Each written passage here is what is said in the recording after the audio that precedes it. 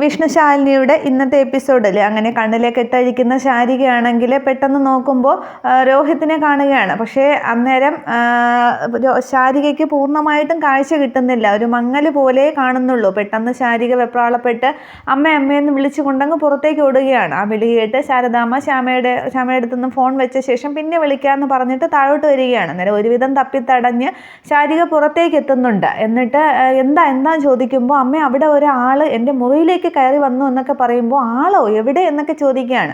പക്ഷെ അന്നേരവും ശാരിക കണ്ണിലെ കെട്ടഴിച്ചതൊന്നും ശാരദാമ്മ ശ്രദ്ധിക്കുന്നില്ല. അമ്മ പോയി നോക്ക് എന്ന് പറയുമ്പോൾ ശാരദാമ്മ എങ്ങ് അകത്തേക്ക് കയറുകയാണ്. അതേസമയം ശാരിക കണ്ണൊക്കെ ഒന്നുകൂടി പുറത്തേക്കൊക്കെ നോക്കുമ്പോൾ മരങ്ങളൊക്കെ ഒരു മങ്ങൽ പോലെ കാണാൻ സാധിക്കുന്നുണ്ട്. തുടർന്ന് കണ്ണ് നന്നായിട്ട് തിരുമി നോക്കുമ്പോൾ എല്ലാം വ്യക്തമായിട്ട് ശാരികയ്ക്ക് കാണാനായിട്ട് സാധിക്കുന്നുണ്ട്. തുടർന്ന് ഇതേസമയം ശാരദാമ്മ അകത്തേക്ക് ചെല്ലുമ്പോൾ ആ മുറിയിൽ രോഹിത്തില്ല.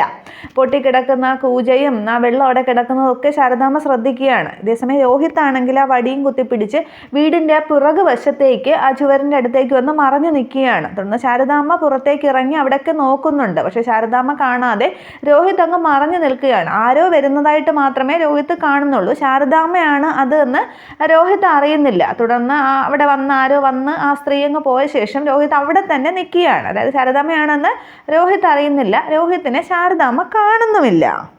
ഇതേസമയം അടിവാരത്ത് കൂടി ബുള്ളറ്റ് ഓടിച്ചു പോകുന്ന ബുള്ളറ്റ് വിജയനെ വഴിയിൽ വെച്ച് രാജാക്കണ്ണ് കാണുന്നുണ്ട്. രാജാക്കണ്ണ് കൈ കാണിച്ച് തടഞ്ഞു നിർത്തുകയാണ്. എന്നിട്ട് പറയുന്നുണ്ട്, സാറ് പറഞ്ഞ പോലത്തെ ഒരു പയ്യൻ ആ രാജിയമ്മയുടെ കുടിയിലുണ്ട്, വൈദ്യമുറിയിൽ ആളുണ്ട് എന്ന് പറയുകയാണ്. അന്നേരം അതൊരു പെണ്ണല്ലേടോ, ഞാൻ നേരിട്ട് പോയി കണ്ടതാണെന്ന് പറയുന്നുണ്ട്. അന്നേരം അല്ല സാറേ, ഒരു പയ്യനുണ്ട്, 3-4 മാസമായിട്ട് ആരും അറിയാതെ രാജിയമ്മ അവനെ അവിടെ ചികിത്സിക്കുകയാണ് എന്നൊക്കെ പറയുമ്പോൾ തന്നോട് ഇത് ആരാണ് പറഞ്ഞതെന്ന് ചോദിക്കുന്നുണ്ട്. അന്നേരം രാജിയമ്മയുടെ ഒരു ഉടപ്പിറന്നോളുണ്ട്, അവളുടെ കെട്ടിയോനാണെങ്കിൽ അവിടെ ചാരായം കിട്ടാതെ, അവരുടെ ഊരിൽ ചാരായം കിട്ടാതെ വരുമ്പോൾ നല്ല മൂത്ത ചാരായം ഉണ്ടോ എന്ന് അറിയാനായിട്ട് ഇവിടെ വരും. ഇടയ്ക്ക് ലെക്ക് കിട്ടപ്പോഴും തലയ്ക്ക് കയറിയപ്പോഴും അവൻ വിളിച്ചു പറഞ്ഞതാണെന്ന് പറയുന്നുണ്ട്. അന്നേരം ഞാൻ ഫോട്ടോയിൽ കാണിച്ച ആൾ തന്നെയാണോ എന്ന് വിജയൻ ചോദിക്കുമ്പോൾ അവന് രാജിയമ്മ കുടിയിൽ കയറ്റാറില്ല, എപ്പോഴും കള്ളം കുടിച്ച് നടക്കുന്നുണ്ട്, അതുകൊണ്ട് അറിയത്തില്ല, സാറിന് ഇപ്പോൾ പോയി പൊക്കാമല്ലോ ചോദിക്കുകയാണ്. അന്നേരം അത് മനസ്സിലാലോചിച്ചിട്ട് ഈ ബുള്ളറ്റ് വിജയൻ രാജിയമ്മയുടെ കുടിയിലേക്ക് പോകുന്നുണ്ട്. ഇതേസമയം അകത്തൊക്കെ നോക്കിയിട്ട് ശാരദാമ്മ വെളിയിലേക്ക് വന്ന് ശാരികയോട് പറയുന്നുണ്ട്, അവിടെ എങ്ങും ആരും ഇല്ല മോളെ എന്ന്. അന്നേരം അമ്മയെ ഞാൻ കണ്ടതാണ്, എൻ്റെ ഈ 2 കണ്ണുകൊണ്ട് ഞാൻ കണ്ടതാണെന്ന് ശാരിക പറയുമ്പോൾ അപ്പോൾ അന്നേരമാണ് ശാരദാമ്മ ശ്രദ്ധിക്കുന്നത്. എന്താ മോളെ പറഞ്ഞത്, മോള് കണ്ടെന്നോ, അപ്പോൾ മോൾക്ക് കാണാനായിട്ട് സാധിക്കുമോ ചോദിക്കുമ്പോഴാണ് ശാരികയും അതേക്കുറിച്ചൊരു ബോധവതിയാവുന്നത്. അതേ അമ്മ, എനിക്ക് കാണാൻ കഴിയും, അമ്മയെ കാണാം, എല്ലാം കാണാം എന്നൊക്കെ പറയുമ്പോൾ ദേവി ഞങ്ങളുടെ പ്രാർത്ഥന കേട്ടു, എൻ്റെ പ്രാർത്ഥന വെറുതെ ആയില്ല, നമ്മുടെ ദൈവം കാത്തു എന്നൊക്കെ പറഞ്ഞ് ശാരദാമ്മ ശാരികയെ കെട്ടിപ്പിടിച്ച് രണ്ടുപേരും കെട്ടിപ്പിടിച്ച് കരയുകയും സന്തോഷം പങ്കിടുകയും ഒക്കെ ചെയ്യുകയാണ്. തുടർന്ന് ശാരദാമ്മ പറയുന്നുണ്ട്, ചികിത്സാവിധികളൊക്കെ കഴിഞ്ഞെങ്കിലും നമുക്ക് എത്രയും പെട്ടെന്ന് നാട്ടിലേക്ക് പോകണം, അവിടെ ചെന്ന് വിഷ്ണുവിനെയും ശാലിനിയെയും കണ്ടിട്ട് അടിയന്തരമായിട്ട് ചില കാര്യങ്ങൾ എനിക്ക് അറിയിക്കാനുണ്ട് എന്ന് ശാരദാമ്മ പറയുമ്പോൾ അങ്ങനെ ചെയ്യാം അമ്മയെന്നും പറഞ്ഞ് അവർ പറഞ്ഞുകൊണ്ടിരിക്കുകയാണ്. അന്നേരം ബുള്ളറ്റ് വിജയൻ്റെ കാര്യമാണ് ശാരദാമ്മ ഉദ്ദേശിക്കുന്നത്. ഈ കറക്റ്റ് സമയത്ത് തന്നെ ബുള്ളറ്റ് വിജയൻ അവിടേക്ക് എത്തുന്നുണ്ട്. അന്നേരം വിജയനെ കണ്ട് ആകെ അങ്ങ് പേടിച്ച് നിൽക്കുകയാണ് ശാരദാമ്മ. തുടർന്ന് ശാരദാമ്മയോട് ശാരികയോട് ഒന്നും ചോദിക്കാതെ ബുള്ളറ്റ് വിജയൻ നേരെ അകത്തേക്ക് പോയിട്ട് ആ ശാരിക കിടന്ന റൂമിലേക്കാണ് ആദ്യം ചെല്ലുന്നത്. അന്നേരം അവിടെയൊക്കെ പരിശോധിക്കുകയാണ്, കട്ടിലിനടിയിലൊക്കെ നോക്കുന്നുണ്ട്. അന്നേരം എന്താ സാറേ എന്നും പറഞ്ഞ് ശാരദാമ്മയെ അകത്തേക്ക് ചെല്ലുകയാണ്. മോളിവിടെ നിൽക്കുന്ന ശാരികയോട് പറഞ്ഞിട്ടാണ് ശാരദാമ്മ പോകുന്നത്. അന്നേരം വെറ്റില മുറുക്കാനായിട്ട് ശകലം ചുണ്ണാമ്പ് കിട്ടുമെന്ന് അറിയാൻ വന്നതാണ് ചേച്ചി എന്ന് തിരിച്ച് പരിഹസിക്കുകയാണ് ബുള്ളറ്റ് വിജയൻ. അന്നേരം ശാരദാമ്മ മിണ്ടാതെ നിൽക്കുന്നുണ്ട്. തുടർന്ന് ഈ വിജയനാണെങ്കിൽ രോഹിത്ത് കിടന്ന ആ മുറിയിലേക്കും ആ കട്ടിൽ കിടന്ന ഷീറ്റും എല്ലാം പൊക്കി നോക്കുകയാണ്. എന്നിട്ട് ഇനി വെളിയിലേക്ക് വരികയാണ്. അന്നേരം ശാരദാമ്മയും പുറത്തേക്ക് വരുന്നുണ്ട്. എന്നിട്ട് അവൻ എവിടെയെന്ന് ചോദിക്കുകയാണ്. അന്നേരം സാറ് ചുണ്ണാമ്പ് അന്വേഷിച്ച് വന്നതല്ലേ എന്ന് തിരിച്ച് ശാരദാമ്മ അന്നേരം ചോദിക്കുകയാണ്. അന്നേരം വിളച്ച് എടുക്കല്ലേ പെണ്ണുമ്പിള്ളേ, അവനെ നിങ്ങൾ എവിടെയാണ് ഒളിപ്പിച്ച് വെച്ചിരിക്കുന്നതെന്ന് ചോദിക്കുന്നുണ്ട്. അന്നേരം ആര് എന്ന് ശാരദാമ്മ ചോദിക്കുന്നുണ്ട്. അന്നേരം 3-4 മാസമായിട്ട് ഇവിടെ വൈദ്യമുറിയിൽ ചികിത്സയിൽ ഉണ്ടായിരുന്ന ഒരുത്തനില്ലേ, അവനെ അന്വേഷിച്ചാണ് ഞാൻ വന്നതെന്ന് പറയുമ്പോൾ ഞാൻ എൻ്റെ മോളുടെ കണ്ണിൻ്റെ കാഴ്ച തിരികെ കിട്ടാനുള്ള ചികിത്സയ്ക്കാണ് വന്നത്, അടുത്ത വൈദ്യമുറിയിൽ ആളുണ്ടെന്ന് അറിഞ്ഞിട്ടുണ്ട്, പക്ഷേ അത് മുഖം ഞാൻ ഇതുവരെ കണ്ടിട്ടില്ല, അല്ലെങ്കിൽ സാറ് പറയുന്നത് പോലെ ഞാൻ എന്തിനാ അയാളെ ഒളിപ്പിക്കണം, ഞാൻ ഇതുവരെ അയാളെ കണ്ടിട്ട് പോലും ഇല്ലെന്നോ എന്ന് ശാരദാമ്മ പറയുകയാണ്. അന്നേരം ആകെ അന്തം വിട്ട് പേടിച്ച് ശാരികയും നിൽക്കുകയാണ്. ഇതേസമയം ആ വീട്ടിൻ്റെ പിറകു വശത്ത് തന്നെ രോഹിത് നിൽക്കുകയാണ്. തുടർന്ന് ഈ വിജയനാണെങ്കിൽ വീടിൻ്റെ ബാക്ക് സൈഡിലേക്ക് ചെല്ലുന്നുണ്ട്.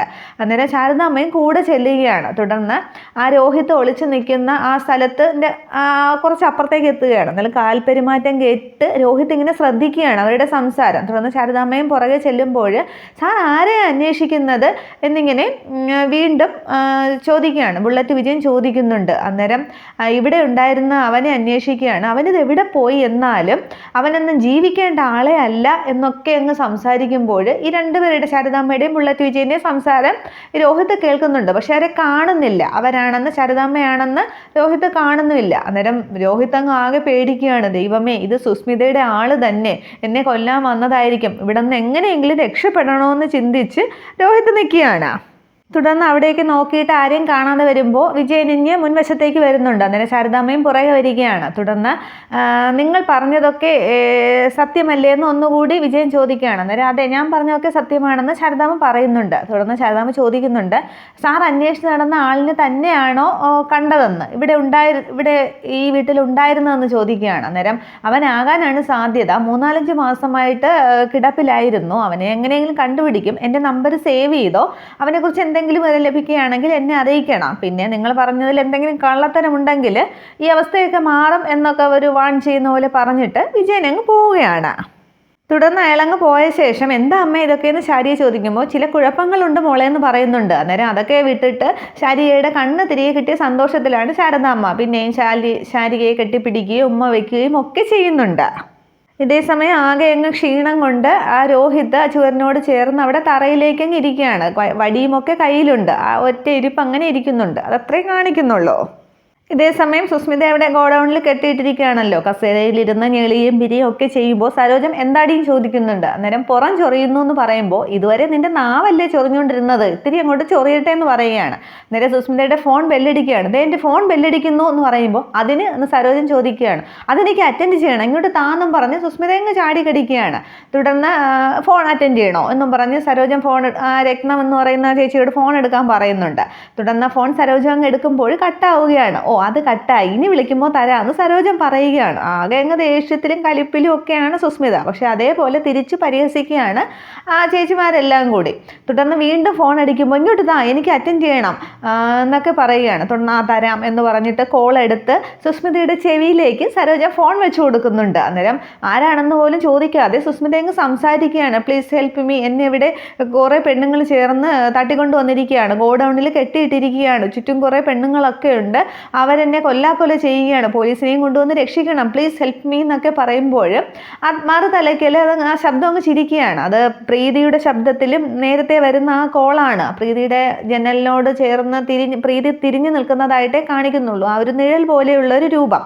അന്നേരം എന്നെ ഹെൽപ്പ് മീ എന്നൊക്കെ പറയുമ്പോൾ നിന്നെ സഹായിക്കണമെന്ന് എനിക്ക് ആഗ്രഹമുണ്ട്, പക്ഷേ എന്ന് പറയുകയാണ്. അന്നേരം എന്തു പക്ഷേ എന്നിങ്ങനെ സുസ്മിത ചോദിക്കുമ്പോൾ സുസ്മിത പ്രീതിയുടെ ശബ്ദം പെട്ടെന്ന് തിരിച്ചറിയുന്നില്ല. ഞാനിവിടെ കോമാവസ്ഥയിൽ ഒരു ചെറുവിരൽ പോലും അനക്കാൻ വയ്യാതെ ബെഡിലല്ലേ, എനിക്ക് സ്വരമില്ല, ചിന്തകൾ മാത്രമേ ഉള്ളൂ എന്ന് പറയുമ്പോൾ പെട്ടെന്ന് പ്രീതി എന്നിങ്ങനെ പറഞ്ഞങ്ങ് അന്തം വിടുകയാണ് സുസ്മിത. അന്നേരം സരോജ അതൊക്കെ ശ്രദ്ധിക്കുന്നുണ്ട്.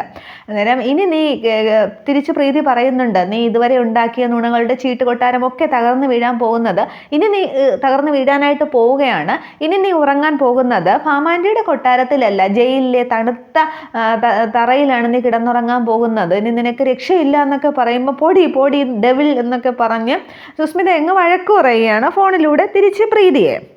തുടർന്ന് മതിയായോടി നിനക്ക് ഫോണിൽ സംസാരിച്ചതെന്ന് സരോജൻ ചോദിക്കുന്നുണ്ട്. അന്നേരവും ആകെ ദേഷ്യത്തിലും കലിപ്പിലും പേടിയിലും ഭീതിയിലും ഒക്കെ അങ്ങ് ഇരിക്കുകയാണ് സുസ്മിത.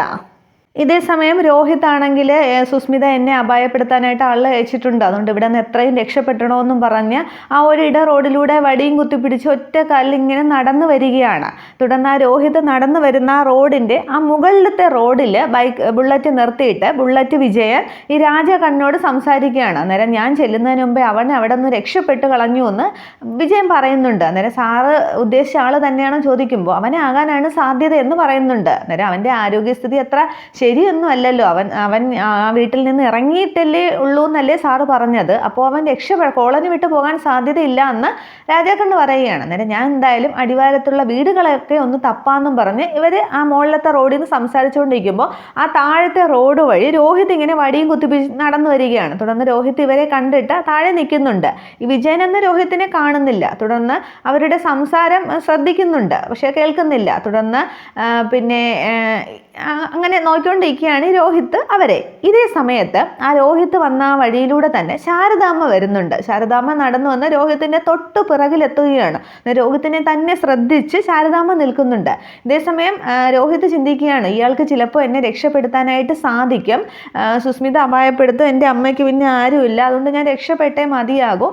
ഇയാളോട് കാര്യങ്ങളൊക്കെ പറഞ്ഞാൽ ഞാൻ രക്ഷപ്പെട്ടു എന്നും പറഞ്ഞിട്ട് ഈ ബുള്ളറ്റ് വിജയൻ്റെ അടുത്തേക്ക് സാറേ എന്നും പറഞ്ഞ് ഇങ്ങനെ വിളിക്കാനായിട്ട് പോകുമ്പോൾ അയ്യോ മോനെ എന്നും പറഞ്ഞു പിറകിൽ നിൽക്കുന്ന ശാരദാമ്മ രോഹിത്തിനെ കയറി പിടിക്കുകയാണ്.